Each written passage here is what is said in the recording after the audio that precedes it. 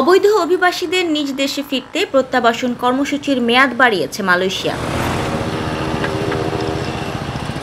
গত বছর অবৈধ অভিবাসীদের নিজ দেশে ফিরতে অভিবাসী প্রত্যাবাসন কর্মসূচি নামে একটি প্রোগ্রাম চালু করে দেশটির সরকার, যার মেয়াদ শেষ হয় 31 ডিসেম্বর।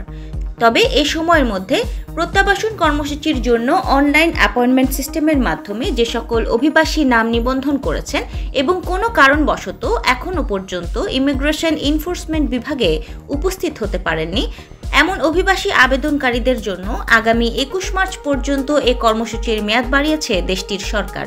সোমবার দেশটির অভিবাসন বিভাগের এক নোটিশে এ তথ্য জানানো হয়। নোটিশে বলা হয়, 2024 সালের 31 ডিসেম্বরের আগে যেসব অবৈধ অভিবাসী অনলাইন অ্যাপয়েন্টমেন্ট সিস্টেমের মাধ্যমে নাম নিবন্ধন করেছেন অথচ কোনো কারণে ইমিগ্রেশন এনফোর্সমেন্ট বিভাগে উপস্থিত হতে পারেননি, শুধুমাত্র সে সকল অবৈধ অভিবাসীরা এ সময়ের মধ্যে স্বেচ্ছায় নিজ দেশে ফিরে যেতে পারবেন। এ কর্মসূচির আওতায় কোনো রকম নথিপত্র ছাড়া মালয়েশিয়া প্রবেশ করে থাকলে তাদের 500 রিঙ্গিত আর ভিসার মেয়াদ শেষ হয়েছে খুব বেশি দিন হয়নি এমন অবৈধ অভিবাসীদের জন্য জরিমানা দিতে হবে 300 রিঙ্গিত।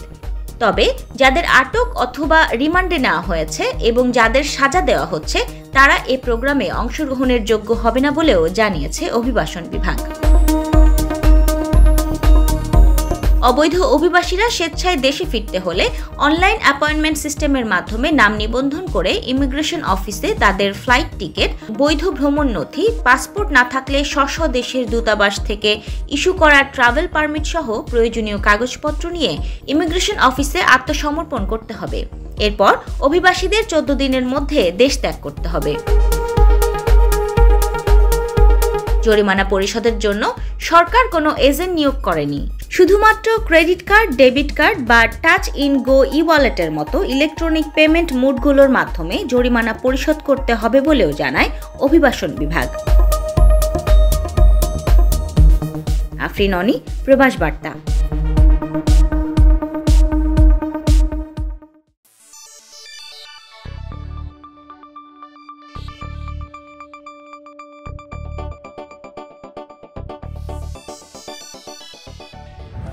আপনারা দেখছেন প্রবাস বার্তা।